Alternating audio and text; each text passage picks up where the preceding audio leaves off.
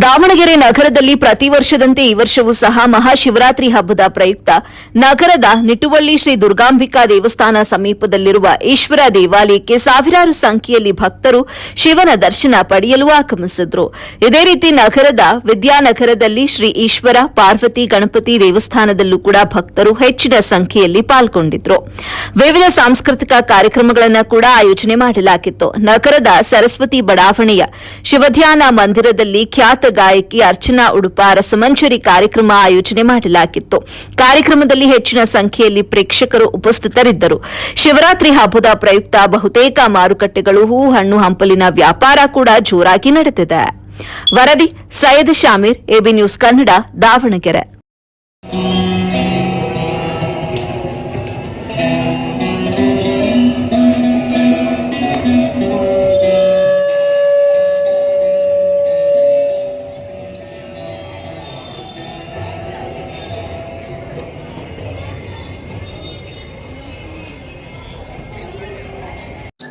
ದಾವಣಗೆರೆ ವಿದ್ಯಾನಗರದಲ್ಲಿ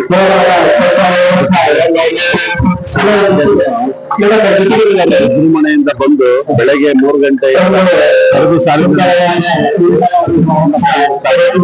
ಅವರಿಗೆ ಕರುಣಿಸಲು ಒಳ್ಳೆ ಆರೋಗ್ಯ ಕರುಣಿಸ್ಲಿ ಅಂತೇಳಿ